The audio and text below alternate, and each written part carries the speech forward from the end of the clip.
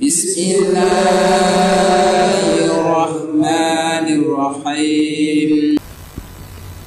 Assalamualaikum warahmatullahi wabarakatuh. Bismillahirrahmanirrahim. Alhamdulillah, salatan wassalaman ala Sayyidina Muhammad ibn Abdillah wa ala man sahibah wa tabi'ah hudah, amma ba'd. Di dalam sebuah buku filsafat syariat karya Ahmad Ali Al-Jurjawi, guru besar Al-Azhar Mesir, di situ beliau mengemukakan bahwa dulu Socrates dan Plato setiap 7 sampai 9 bulan itu puasa 10 hari. Plato dan Socrates. Jadi setiap 7 sampai 9 bulan dua filosof ini melakukan puasa selama 10 hari. Kemudian di abad pertengahan, para rahib pendeta Nasrani itu meyakini penyembuhan penyakit saraf itu dengan puasa. Jadi para rahib, para pendeta Nasrani di abad pertengahan kalau mengalami penyakit saraf, di samping melakukan pemeriksaan secara medis juga melakukan puasa. Kemudian pada waktu agresi Prancis di Mesir, karena tentara Prancis banyak mengalami penyakit kelamin, sifilis, maka rumah sakit di Mesir ini melakukan terapi puasa terhadap tentara Prancis yang melakukan agresi di Mesir. Jadi puasa itu pernah dilakukan di luar konteks agama.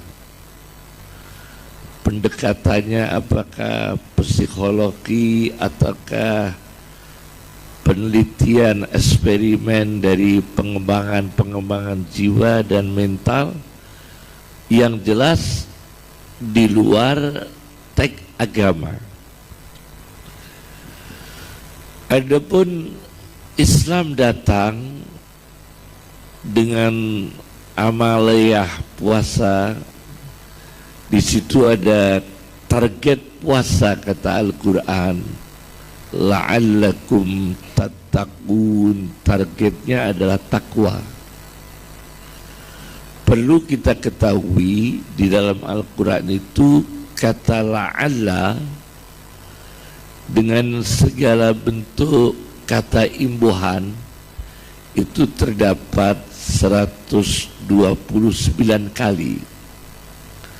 Jadi kata la'alla, la'allakum, la'alli dan seterusnya terdapat 129 kali, yang artinya moga-moga, agar, supaya, la'allakum tattaqun, moga-moga kamu sekalian bertakwa, agar bertakwa, supaya, itu 129 kali mengandung makna imperatif semua, mengandung makna perintah semua.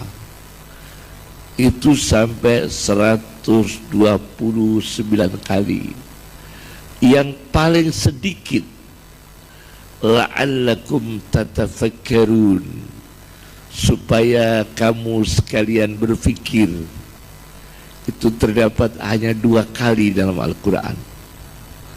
La'allakum tatafakkarun, supaya kalian berfikir, itu terdapat 2 kali. Jadi kita pertama berfikir, karena integritas itu merupakan integralnya pemikiran dan perilaku yang positif. Jadi apa yang disebut dengan integritas secara kebahasaan ialah munculnya korelasi antara integralnya pemikiran dan perilaku manusia. Jadi berpikir baik melahirkan perilaku yang baik, begitu integral itulah melahirkan suatu integritas. Maka bahasa Arabnya integritas itu tidak ada yang sama. Kalau integritasnya itu kejujuran, sidqun namanya.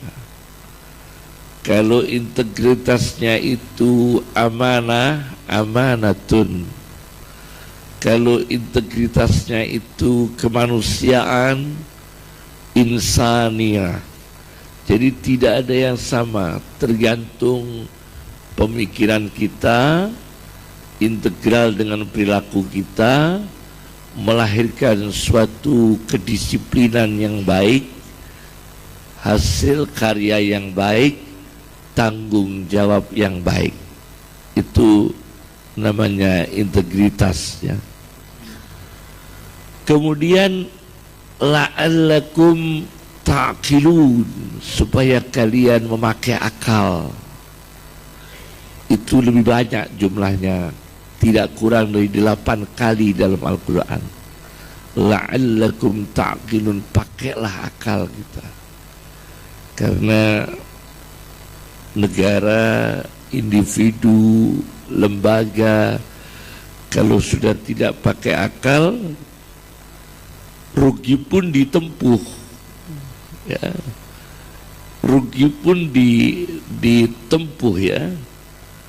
Misalnya perang, ya. Perang ini ya secara akal tidak untung. Amerika Serikat rugi terus kalau memaksa perang, akan mengalami kerugian besar, ya. Karena tidak pakai akal. La'allakum ta'qilun, agar kalian semua aktifkan akal kalian semua. Itu dalam Al-Quran 8 kali. Kemudian la'allakum turhamun, agar kalian mendapatkan kasih sayang dari Tuhan Allah Subhanahu wa taala, kasih sayang dari sesama manusia. Itu dalam Al-Quran 7 kali. La'allakum turhamun. Sedangkan la'allakum tattaqun itu terdapat 6 kali dalam Al-Quran. Supaya kalian bertakwa, supaya kalian bertakwa, itu 6 kali dalam Al-Quran. Dan ini kalau kita himpun semua menjadi integritas yang rasional, integritas yang sesuai dengan pemikiran yang sehat, integritas yang melahirkan kasih sayang, kemudian integritas yang muncul dari jiwa yang takwa. La'allakum tattaqun. Ini yang kami sampaikan perlu dikembangkan. Ini kan semua teori, ya, semua teori. Ada kasus-kasus integritas yang menjadi inspirasi kepada kita. Misalnya ada kasus integritas dalam berpuasa sendiri. Ada sebuah kitab ensiklopedi dosa besar karya Ibnu Hajar Al-Haytami, namanya kitab Az-Zawajir aniktirafil kabair dengan bahasa Arab, itu ada kaum dijumpai oleh Muhammad Rasulullah SAW yang digantung, orangnya digantung, mereka banyak jumlahnya, digantung, ya. Kemudian sudut mulutnya ini berdarah,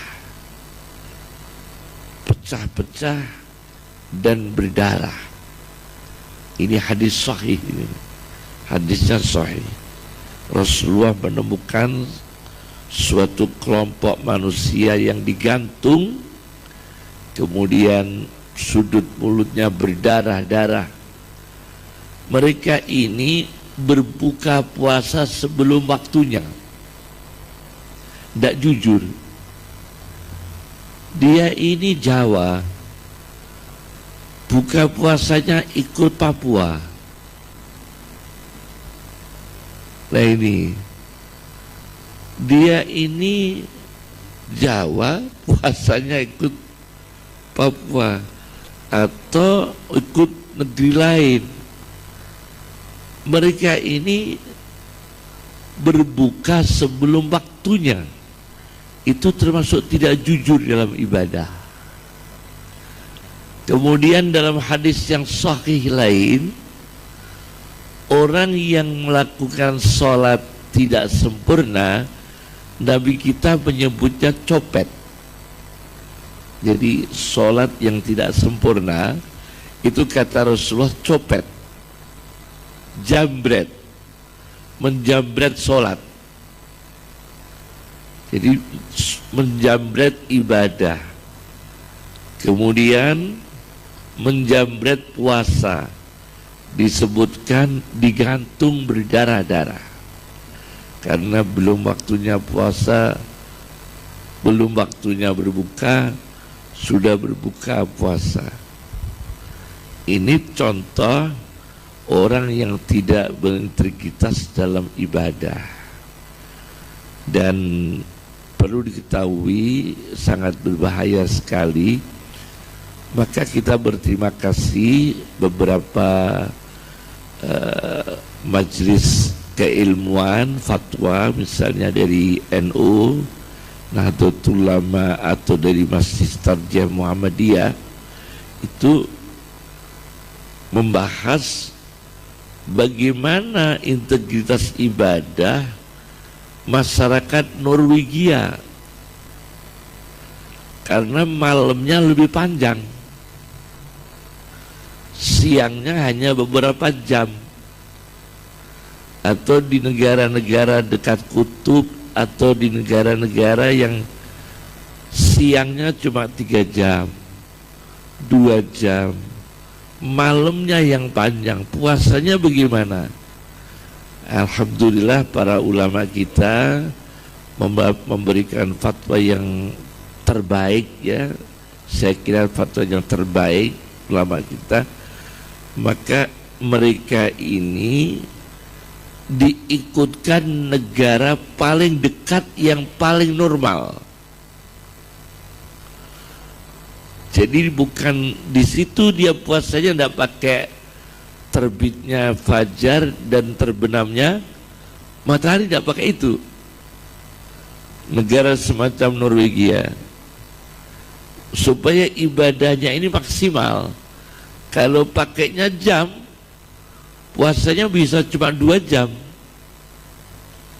Maka dia diikutkan negara terdekat, waktunya yang paling normal, ya paling panjang waktu puasanya, yang terdekat. Itu termasuk keputusan yang saya pahami dari ulama Indonesia, supaya terjaga ibadahnya.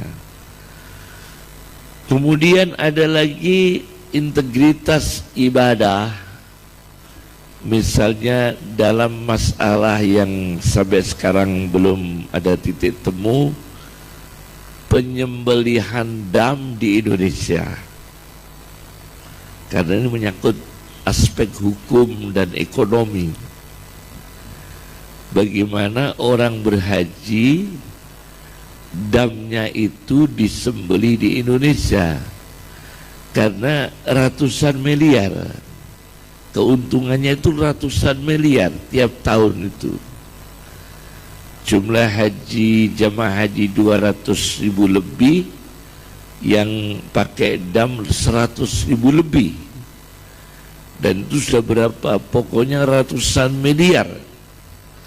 Maka beberapa ide, pendapat bagaimana kalau dam itu dikelola oleh negara kita sendiri, disembelih di Indonesia. Tapi secara hukum Islam kita harus jujur, karena secara hukum Islam, teks Islam, kemudian ijtihad para ulama besar itu tidak memperbolehkan, harus disembelih di sana. Nah, kami waktu itu dilapori oleh PBNU Kiai Anik Muhammadun. Nah, saya jawab begini ya, pikiran kami ya, yang atau Indonesia yang bisnis di sana,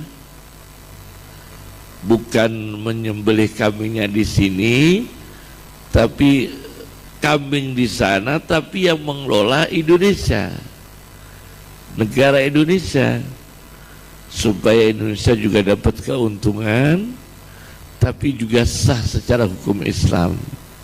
Ini integritas dalam ibadah.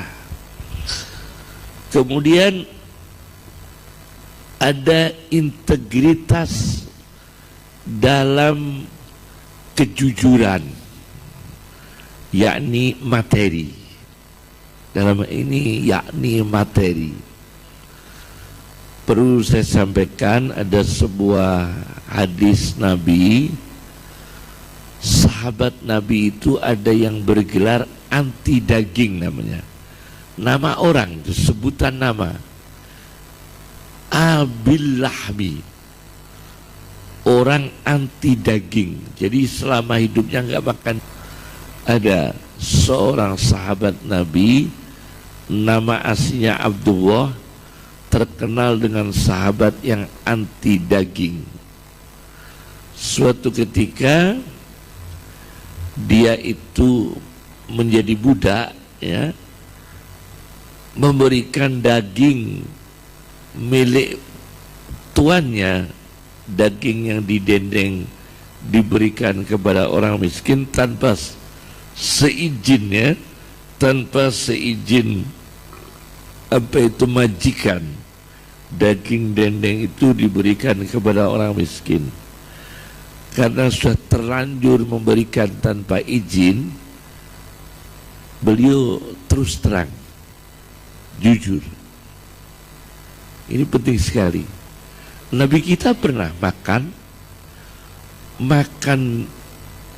makan ya, dapat oleh-oleh dari seorang ibu, masakan daging kambing. Tapi Nabi kita tidak berkenan makan, karena ini daging kambing, kambingnya milik suami. Sang ibu ini masak menyembelih kambingnya suami tanpa seizin suami. Jadi yang punya kambing suami, ibu ini masak di dapur, menyembelih kambingnya, dimasak sendiri sebagai istri. Lalu setelah mateng dibawa ke Rasulullah. Rasulullah nggak mau. Oh, nggak boleh ini, karena nggak ada izin suami. Rasulullah luar biasa ini tuh. Padahal ini milik suami sendiri. Bagaimana ini? Apakah dibuang? Tidak, diberikan pada tawanan. Ini daging masakan ini berikan pada tawanan. Integritas dalam soal harta materi. Kami sendiri ada cerita yang agak anekdot, agak lucu ya. Ada orang datang ke rumah kami, membawa udang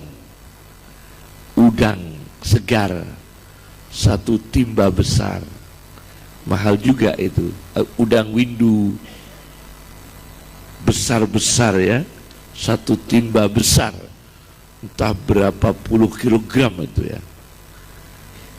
Saya tahu orang ini, mohon maaf, orang yang tidak cukup ekonominya. Maka saya tanya, Pak, dari mana ini? Kok dapat udang sebanyak ini? Kan mahal ini, Pak.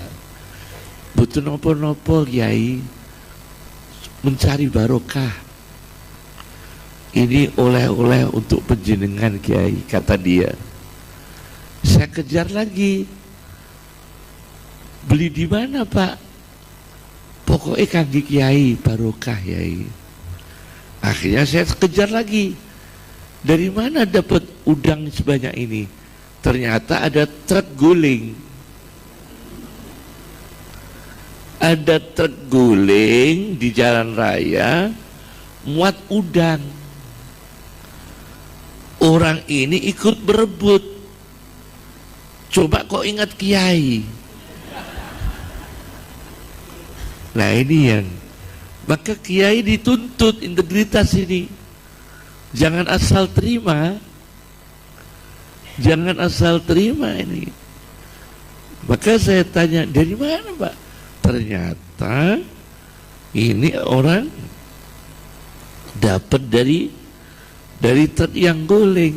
Saya pernah ketemu Kiai Ubab Maimun, putranya Mbah Maimun Sarang. Pas saya cerita itu, dia cerita ke saya juga pernah Kiai punya gawe di Sumbang Kelapa itu satu kol, curian semua. Ya saya kembalikan, kata beliau. Jadi Kiai juga harus hati-hati, jangan mudah menerima. Apalagi dalam satu tafsir yang namanya tafsir Tontowi Jauhari pada tahun 1927, dia lakukan penelitian di Jerman. Orang yang umurnya tidak bisa panjang diantaranya orang yang sering bikin proposal.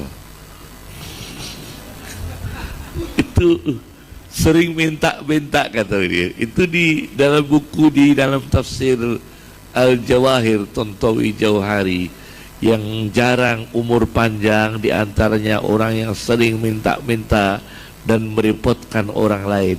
Hati-hati, jangan suka proposal ya. Ini juga ada dalam kitab itu. Memang integritas soal materi itu berat sekali. Berat sekali karena bahasa Arabnya materi ini tidak ada yang baik, Bapak Ibu yang saya hormati. Mana secara linguistik bahasa Arabnya duniawi yang baik? Sama sekali tidak ada. Sampai colongkannya pekarangan, apa itu pekarangan lahan ya, itu bahasa Arabnya doyah, artinya sia-sia.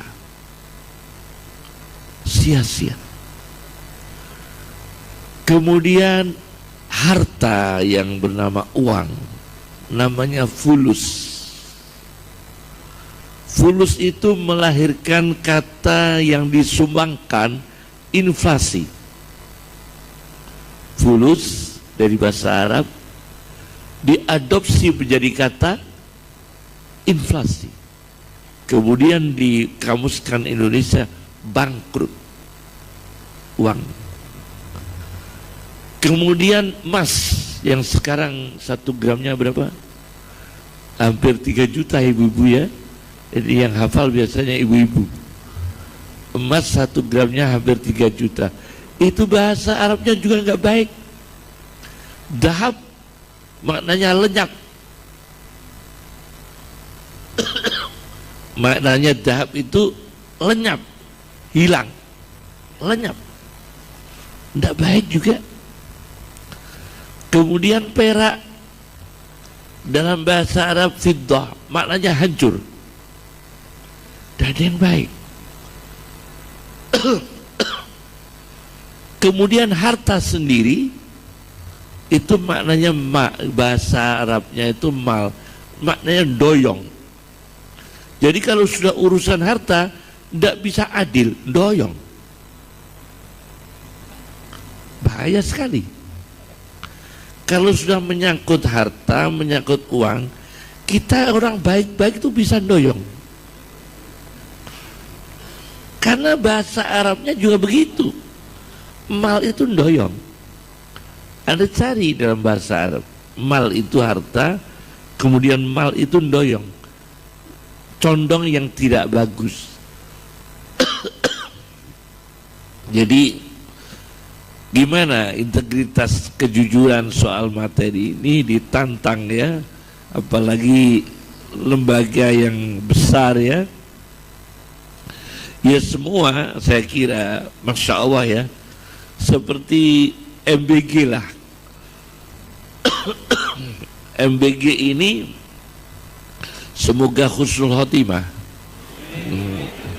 Saya juga khawatir ini ya, MBG dan Koperasi Merah Putih ini takut kami ya, semoga ya, takut kami ini ya seperti yang dulu-dulu, yang apa yang disalurkan ke desa itu ya, sapi ya hilang, KUT ya hilang. Ini takut kita ini Koperasi Merah Putih banyaknya itu orang-orang debitor yang hutang. Setelah hutang semua tidak ada yang bayar, tinggal merah tidak ada putihnya. Ya semoga husnul khotimah lah begini ya. Kalau sampai ke husnul khotimah, kasihan yang sudah buka, sudah pinjam sana, pinjam sini, ikut tender MBG ini, tidak sedikit dari mereka itu ya mohon maaf ya talangan dulu ya, hutang dulu dari sana ke sini ya. Kemudian kalau MBG ini tidak husnul khotimah ya luar biasa ya, kiamat kecil nanti akan terjadi. Nah, itu diantaranya integritas soal uang. Kemudian semua organisasi, kita tidak membahas agama lain, organisasi Islam sendiri itu munculnya persoalan juga soal integritas harta. Kita tahu tidak surat Zalzalah? Surat Zalzalah itu surat maknanya gempa loh, gempa bumi, tentang guncangan bumi. Di situ ada kata apa dalam surat Zalzalah? Wa akhrajatil ardu asqalaha, bumi mengeluarkan tambangnya. Begitu geger soal tambang ya ruwet juga. Zalzalah yang terjadi, gempa juga, karena gegernya soal tambang. Maka organisasi ini bisa zulzilatil ardu, bisa gempa bumi, karena di situ ada wa akhrajatil ardu asqalaha, bumi memuntahkan isinya, memuntahkan apa, tambangnya. Nanti rebut-rebutan itu hadis Nabi SAW yang tidak mungkin tidak terjadi. Jadi bedanya ilmuwan dengan Nabi beda, ibu-ibu, bapak-bapak. Kalau ilmuwan riset bisa terjadi, bisa nggak terjadi. Analisis bisa terjadi, bisa nggak terjadi.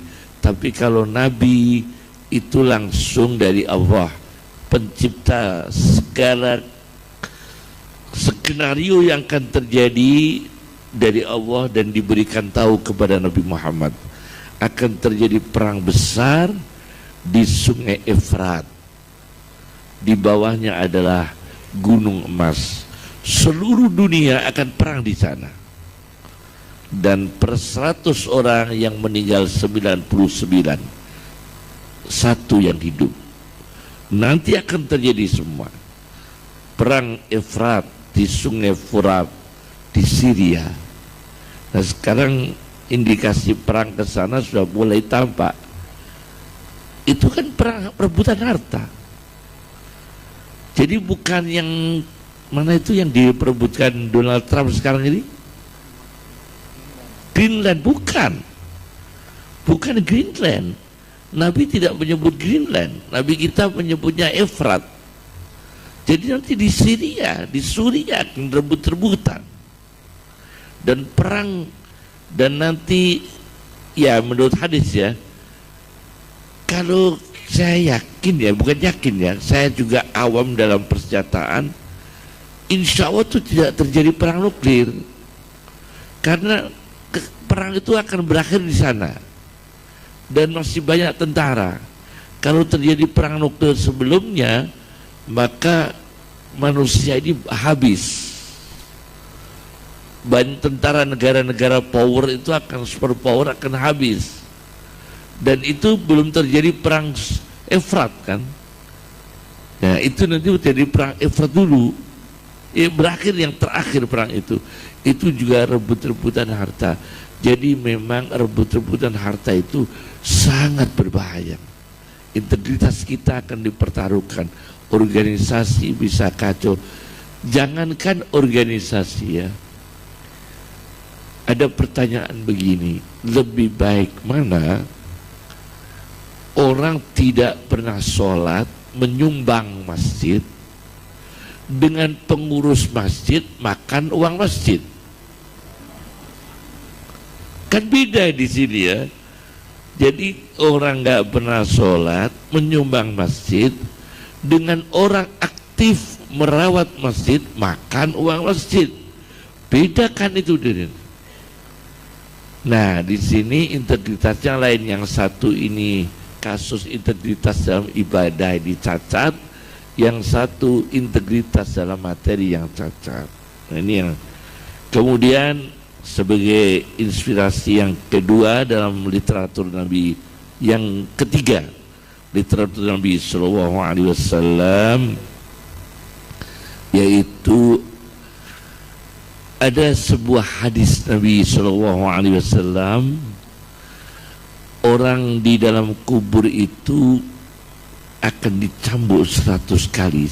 Seorang mayit, seorang ya, bukan banyak orang, satu orang itu akan dicambuk 100 cambuk. Malaikatnya, eksekutornya malaikat itu sudah bawa cambuk, sudah siap menyambuk mayit ini dalam kubur. Eksekutornya ini, jatahnya kamu saya cambuk 100 kali. Tapi alhamdulillah mayit ini bisa melakukan negosiasi. Jadi ada negosiasi dalam kubur itu. Hadis sahih. Mayit ini negosiasi kepada malaikat. Malaikat, saya punya kelebihan ini, setahu saya punya amal baik ini, diturunkan dari 100, kemudian turun sampai tinggal 1 kali cambuk. Jadi yang 99 dibebaskan oleh malaikat, tinggal 1 kali. Ini tidak bisa tidak, kata malaikat, harus saya cambuk. Begitu dicambuk, berkobar api dalam kuburnya itu. Ini hadis Nabi Sallallahu Alaihi Wasallam, pasti benar. Berkobar api dalam kubur itu 1 kali cambuk malaikat. Orang itu bertanya, salah saya apa? Kan sudah 99 itu sudah bebaskan, kenapa yang 1 cambuk ini dibebankan kepada saya? Salah saya apa? Kamu pernah melihat orang didolimi, kamu tidak menolong, begitu. Ini juga tidak berintegritas, karena tidak bertanggung jawab secara sosial, terutama ahli hukumnya ini ya. Itu kesempatan beribadah menolong orang yang didolimi. Praktisi hukum, advokat, pengacara, lawyer, subhanallah, lakukan ibadah membela orang yang didolimi. Itu ibadah yang luar biasa. Abu Hanifah itu seorang ahli jurisprudensi Islam ternama di dunia. Beliau itu per hari membebaskan orang yang akan didolimi di pengadilan paling sedikit 5 kasus per hari dalam pengadilan tanpa bayar. Abu Hanifah ini tanpa bayar, free. Jadi advokat yang tidak berbayar menyelamatkan orang-orang yang didolimi. Itu Abu Hanifah, terkenal sekali itu. Dulu ada ulama yang menjadi pengacara, kiai pengacara, tokoh Indonesia, pahlawan, Kiai Haji Abdul Wahab Hasbuah. Itu pengacara juga, advokat. Karena kakek saya yang pernah dibantu tapi tidak tertolong. Bapaknya ibu saya ditangkap oleh Jepang, melahirkan ibu saya, melahirkan Kiai Haji Sahal Mahfud, dulu ketua MUI se-Indonesia, Suriah Rois Am se-Indonesia. Beliau juga ketua MUI Jawa Tengah juga pernah. Itu adik kandung sama ibu saya, itu dulu di penjara. Pertamanya kakeknya saya, bapaknya ibu saya, buron, mau ditangkap Jepang dengan 3 tuduhan. Satu, membakar pabrik gula di Pati. Yang kedua, kakek saya dituduh menyunati, mengkhitani Tionghoa Juwana dengan paksa. Loh, kan aneh sekali dia. Jadi kakek saya kena tuduhan nyunati Cino-Cino kecamatan Juwana dengan paksa. Gimana cara maksanya? Ini ulama. Akhirnya kakek saya lari kemana? Lari ke desa Sendang, di Sendang Senori, ke rumahnya Mbah Syakur, Fatah Syakur, keluarga Mbah Fatah, Mbah Syakur, yang kemudian melahirkan Dokter Sahal Fatah, bedah jantung, Karyadi ya. Nah, kakek saya di sana dilindungi bapaknya Pak Sahal, Dokter Sahal Fatah. Karena punya anak Sahal, adik ibu saya, maka Mbah Fatah punya bayi dinamakan Sahal Fatah, supaya sama dengan adiknya ibu saya. Masih aktif ya, nggak salah ya. Ada adiknya siapa itu, Ilham ya, Dokter Ilham juga jantung, kemudian Ali juga jantung ya, Ali juga jantung ya. Nah, akhirnya saya dengar pengacaranya Mbah Wahab, tapi tetap ditangkap oleh Jepang dan dibawa ke Ambarawa. Ada benteng, kalau kita lingkar di Ambarawa ada benteng-benteng. Itulah kakek saya meninggal di situ. Di situ tidak ditemukan kuburannya, tidak ditemukan makamnya. Apakah ditembak, apakah diracun, apakah disetrum, kita tidak tahu. Abah saya, bapak saya sering nengok selama di penjara, tapi terakhir meninggal tidak tahu di mana. Nah, ini perlu sekali kita orang-orang yang diberi anugerah Allah ilmu untuk menolong orang yang dianiaya. Itu integritas tuh, kemanusiaan. Pemikiran kita sesuai dengan perilaku kita yang nurani. Bahasa Arabnya aja nurani, hati nurani. Itu apa? Hati yang bercahaya. nurani. Nurani itu bercahaya, nur. Jadi hati nurani. Luar biasa. Amal menolong orang yang dianiaya. Yang ekstrim itu kita berilmu yang menganiaya, bukan malah menolong yang dianiaya. Kita yang diberi ilmu malah menganiaya. Nah, ini yang tidak boleh, yang sangat kita sesalkan. Nah, itu yang terakhir sebagai inspirasi kita ya. Semoga barokah semua. Tertekan itu bisa dari jiwa kita sendiri yang tertekan. Yang kedua adalah sistem yang menyebabkan kita tertekan. Yang ketiga adalah intimidasi yang menyebabkan kita tertekan. Jadi tertekan ada wilayah hati kita sendiri yang lemah mental, paranoid, misalnya kita mengalami paranoid juga bisa tertekan, atau sistem yang menyebabkan kita tertekan. Kemudian ada lagi intimidasi yang menyebabkan kita tertekan. Memang subhanallah, banyak orang jujur yang dipenjara dan banyak orang tidak jujur yang bebas. Itu kita tidak menyebut negaranya, di mana-mana negaranya. Orang yang jujur di penjara, orang tidak jujur malah dibebaskan. Karena ada tekanan, ada intimidasi, ada sistem, termasuk merubah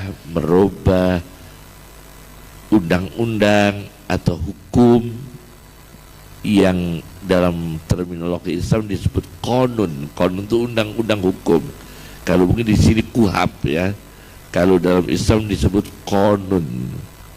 Nah, ini memang menjadi persoalan. Saya ambil contoh tertekan, terpaksa, tapi itu membutuhkan integritas tingkat tinggi, sampai mengorbankan nyawa. Saya baca dalam sebuah buku kitab namanya Az-Zuhdu, karya Abdullah bin Mubarak. Kitab ini kuno sekali, lebih dari 1200 tahun buku ini. Jadi buku kuno 1200 tahun. Saya baca di situ. Ada sebuah kesultanan yang mengintimidasi kaum agamawan untuk dipaksa mengkonsumsi daging babi. Nah, ini Amerika mau dibebaskan label halal haram. Ini kan berbahaya ini ya. Ada suatu kesultanan, rajanya ini memaksa kaum agamawan harus makan daging babi. Kalau enggak bunuh, kalau enggak dibunuh. Pada gilirannya sampai pada satu ulama yang harus makan daging babi disaksikan oleh raja.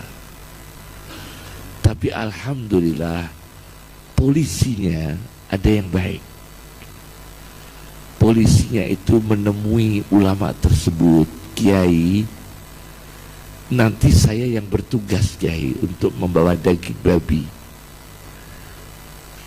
Di depan raja, dan kiai dipaksa, diintimidasi untuk makan daging babi. Tapi saya kiai, nanti saya bawakan daging yang bukan babi,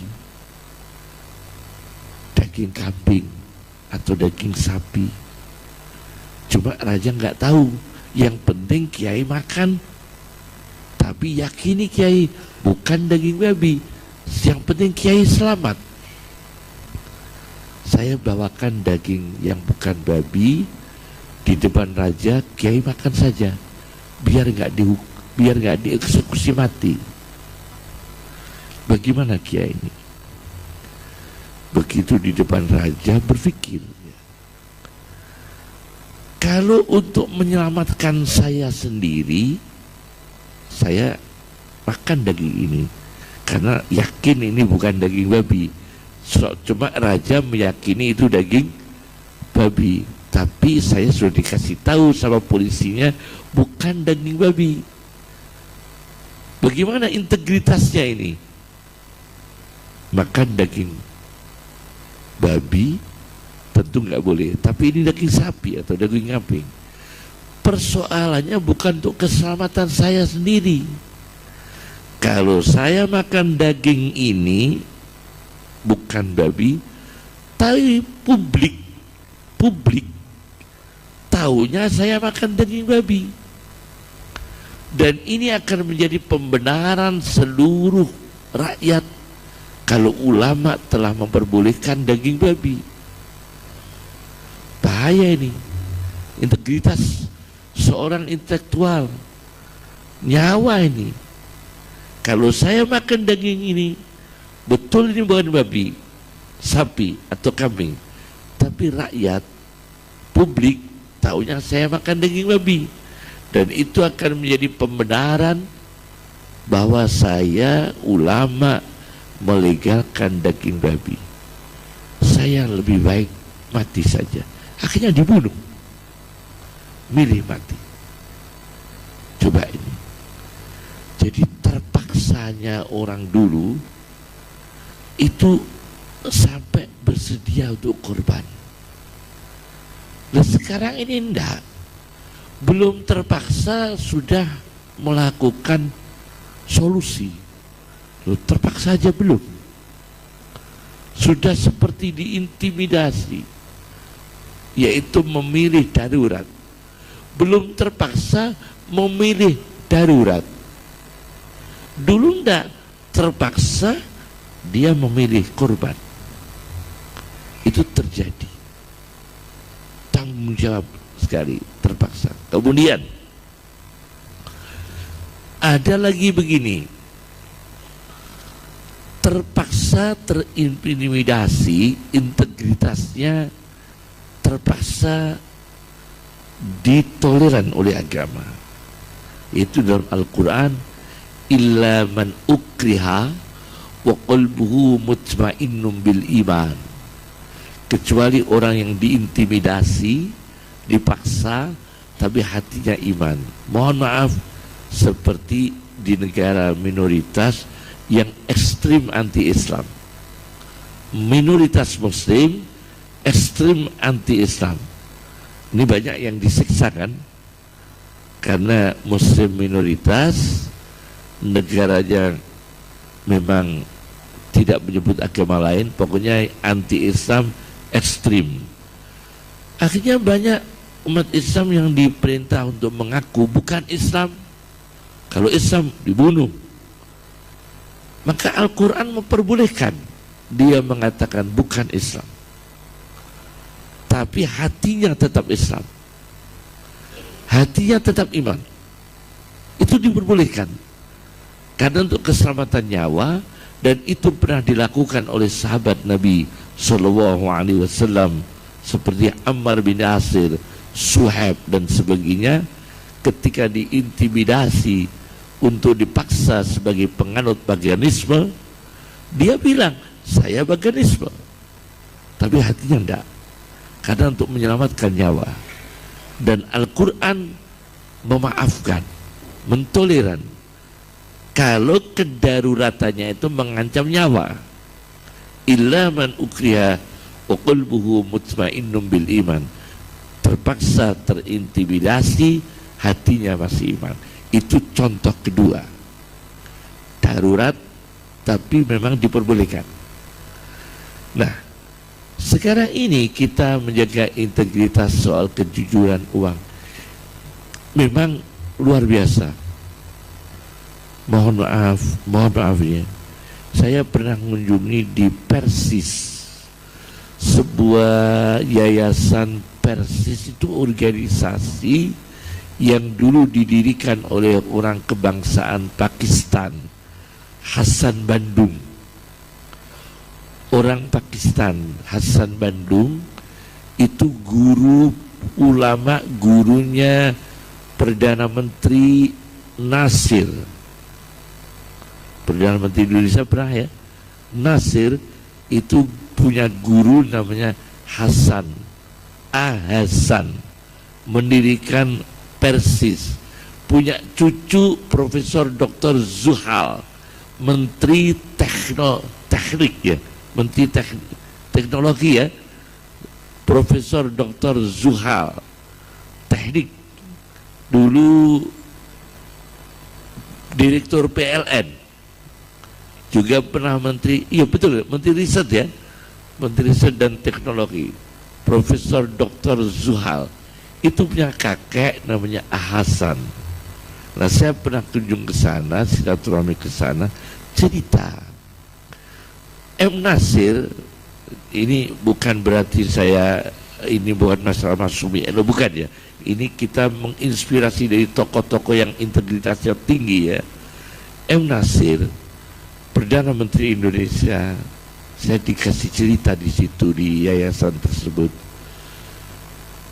memberangkatkan mahasiswa di Mesir, mahasiswa untuk memperdalam ilmu Islam, diberangkatkan ke Al-Azhar Mesir. Begitu siap di Jakarta, tiketnya itu kurang, uangnya itu kurang.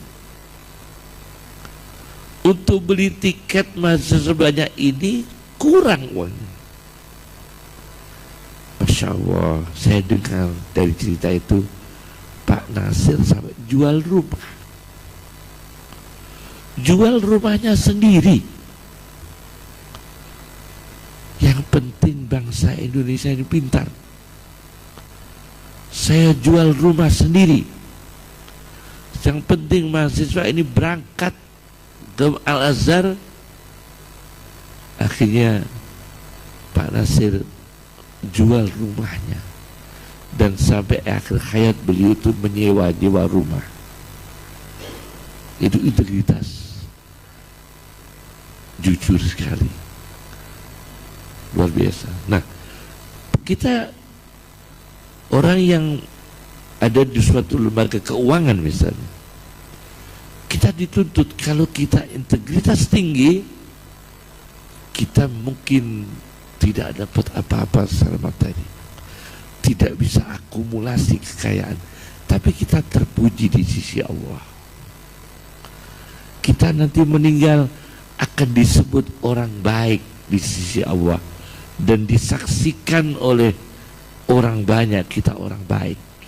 Karena menurut hadis Nabi SAW, integritas itu nilainya terakhir. Ada hadis sahih, jenazah lewat, orang-orang menyebut baik, Rasulullah mengatakan wajibat surga. Jenazah lewat, orang-orang kan menyebut buruk, Rasulullah mengatakan wajibat neraka. Karena yang bersaksi itu kita orang baik atau orang buruk kan publik. Kita kalau tidak berintegritas secara kejujuran, banyak yang menyaksikan kita orang yang tidak baik. Dan kata Rasulullah, wajibat neraka. Kalau banyak saksinya baik, wajibat surga. Nah, tinggal milih mana.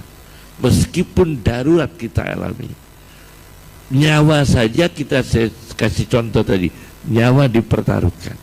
Inilah saya sebutkan dulu. Pertama, emas, yang makna doyong itu mal. Jadi yang mal itu doyong, kalau emas itu pergi dan hilang. Jadi dahab itu dahaba, pergi dan hilang ya.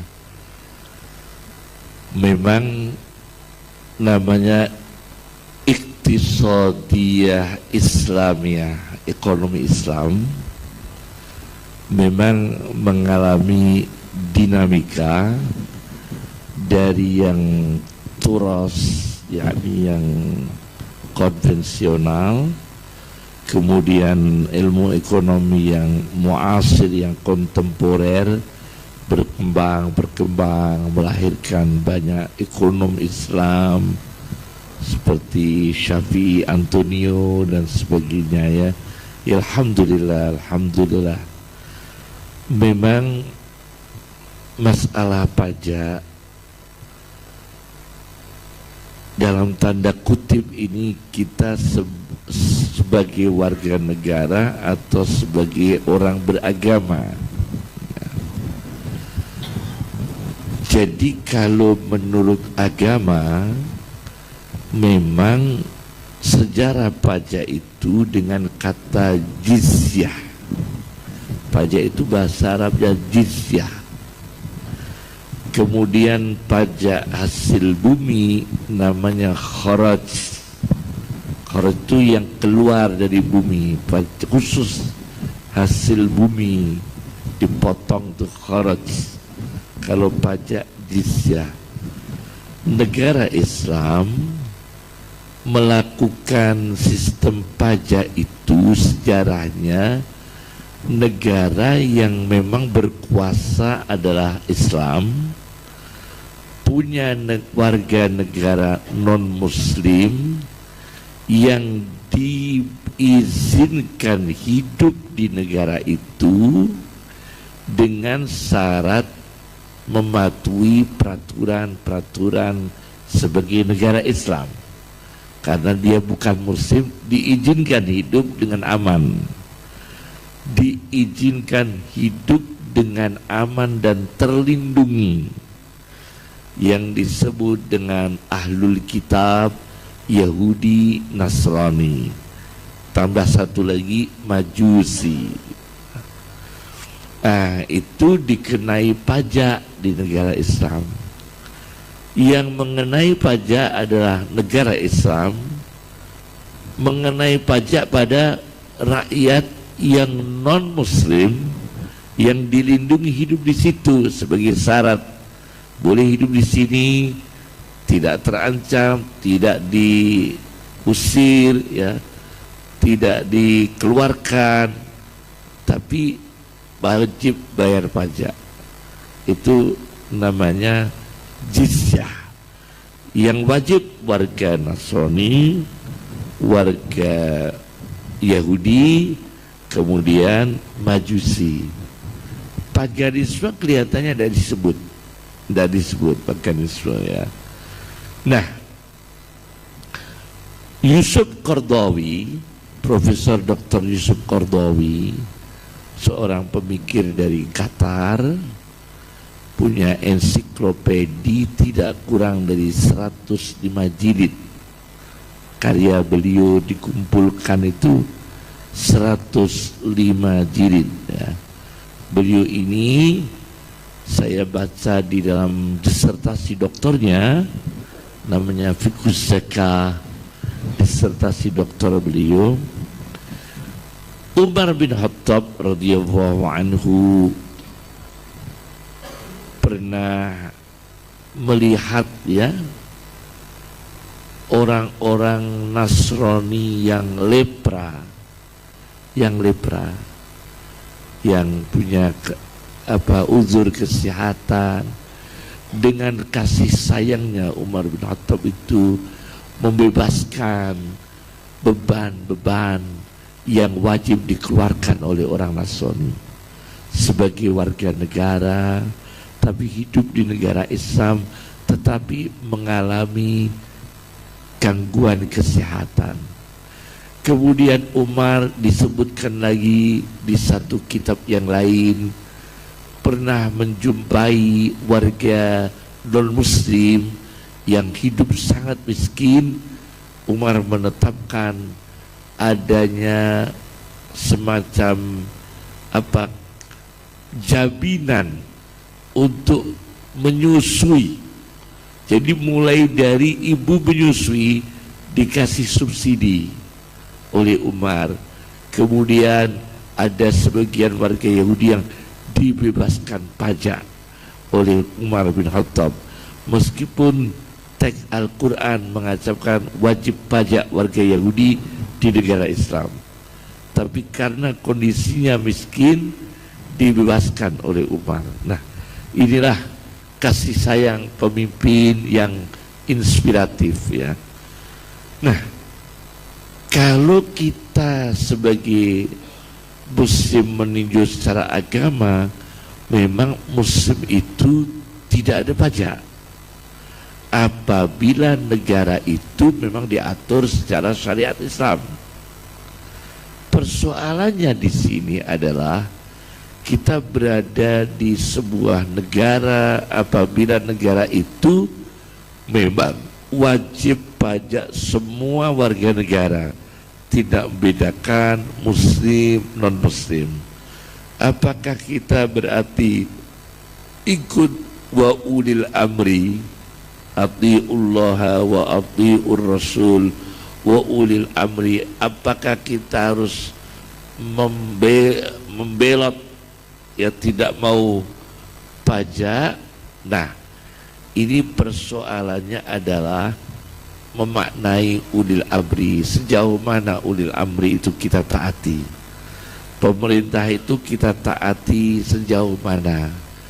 Jadi menurut para ahli hukum Islam yang saya tahu ya, menurut para ahli hukum Islam,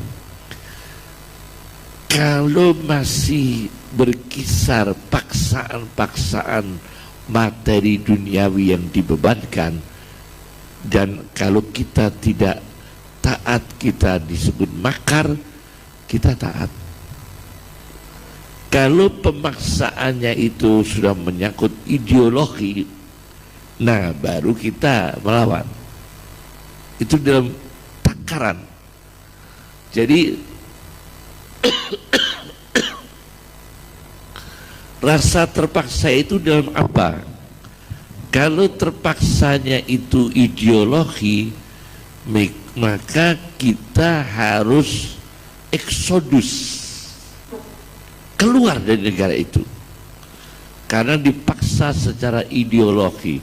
Misalnya kita dipaksa di suatu negara yang wajib komunis misalnya, wajib muslim ini eksodus. Bukan hanya perintah, wajib eksodus, wajib keluar. Wajib keluar, hijrah namanya, wajib hijrah. Tapi kalau paksaan-paksaan itu masih berkisar duniawi, meskipun terasa terdolimi, kalau masih bisa bertahan hidup, tidak diarahkan untuk eksodus. Berarti Islam juga membaca adanya keterpaksaan, tapi Islam tidak mengarahkan untuk apalagi memprovokasi untuk melawan. Tidak ada dalam Islam. Kita sebagai muslim diprovokasi oleh Islam untuk melawan kebijakan negara, meskipun kita terpaksa. Cuma keterpaksaan itu masih berkisar masalah duniawi, belum masalah ideologi. Kalau pemerintah melarang kita sholat, nah itu kita lawan. Melarang kita puasa, kita lawan. Nah seperti ini, label haram, produk Amerika masuk, bebas label halal. Nah ini berbahaya, itu menyangkut agama. Nah itu kita kritisi itu. Nah kemudian kita punya namanya parlemen ya, kita punya parlemen, punya DPR. Nah itu parlemen dimanfaatkan untuk bagaimana aspirasi rakyat itu terwadahi. Nah yang menjadi persoalan, kita sendiri yang salah memilih wakil kita di parlemen. Persoalannya begitu. Jadi setiap yang dihasilkan oleh parlemen itu yang merugikan rakyat terus. Yang milih siapa? Ya kita sendiri. Ini kita, saya tidak mengatakan Indonesia ya, pokoknya kita lah, dimanapun negaranya. Karena wakil dari kita itu yang kita pilih bukan orang yang integritas. Jadi orang yang dalam bahasa Arabnya itu al-firqatul mentalaniyah, golongan mentalanan, wal jama'atul teganiyah, dan kelompok yang tega, ya, mentalaniyah wa teganiyah. Ini yang kita pilih parlemen. Maka dia putuskan apa-apa, pajak apa-apa, ya terus mendolimi kita terus. Siapa yang salah? Ya kita sendiri yang memilih. Jadi ini karena terpaksanya, karena sistem itu ya. Nah, bagaimana ini untuk Masya Allah, perlu diadakan dari hukum, dari mana, konseling untuk parlemen. Harus dinasihati parlemen itu. Bagaimana konseling agama sebagai orang beragama, tes calon-calon wakil DPR kita ini betul-betul orang yang disiplin sebagai kaum beragama. Ada marhamah. Di sana kata Buya Hamka, Pak Karno marhen. Kata Buya Hamka, kita punya marhamah, watawasaw bil marhamah, kasih sayang. Itu Buya Hamka marhamisme kata beliau. Karena Pak Karno itu marhen, Al-Quran marhamah, kasih sayang. Pak Hamka, Buya Hamka memberi nama marhamisme. Luar biasa. Ini yang terkait itu. Jadi ya memang kita sebagai warga negara, paksaannya bukan paksaan ideologi, apa boleh buat. Nah sekarang ini parlemen kita ini, bagaimana supaya amanah.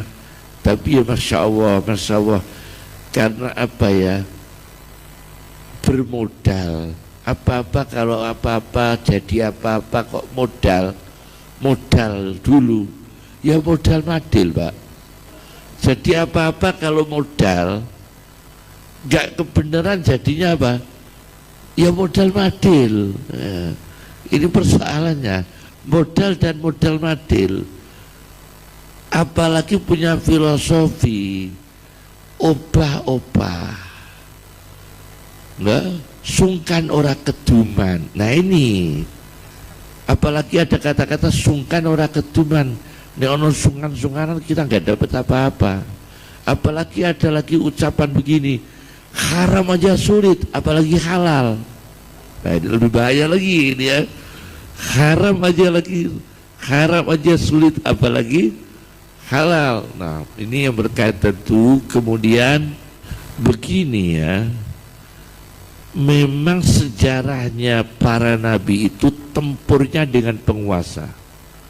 Tidak ada satu nabi yang tidak bertempur dengan penguasa.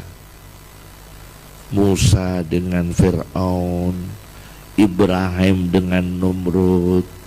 Nanti siapa ulama lagi, mohon maaf, bukan saya berarti orang ikhwan ya, bukan ya, Sayyid Qutb dengan Jamal Abdul Nasir.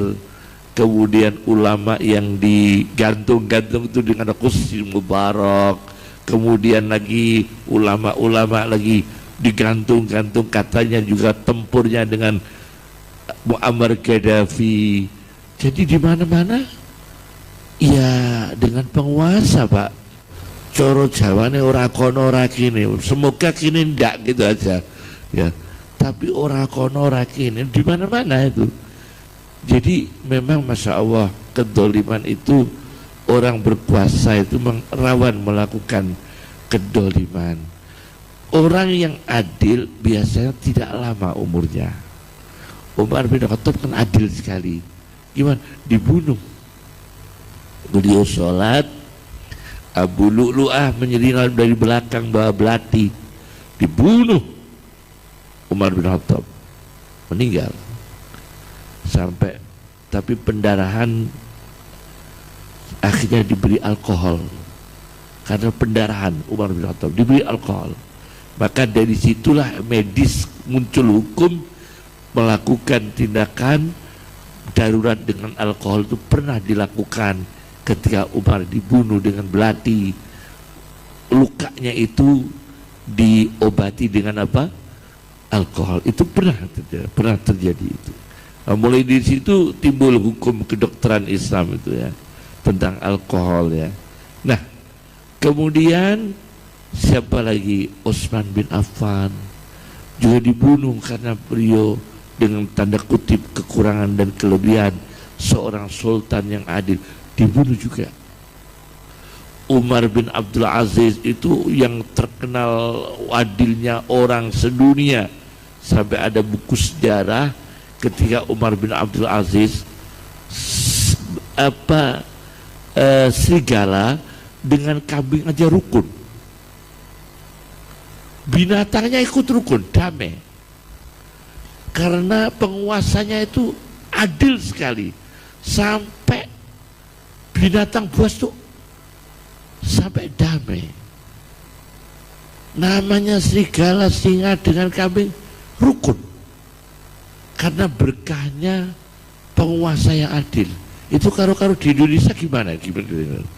Ada singa dengan kambing itu kira-kira rukun dari di Indonesia dia? Itu pernah terjadi, itu dicatat dalam sejarah. Rukun saking adilnya Umar bin Abdul Aziz. Bagaimana meninggalnya? Diracun. Beliau diracun. Abu Bakar As-Siddiq khalifah yang jujur diracun.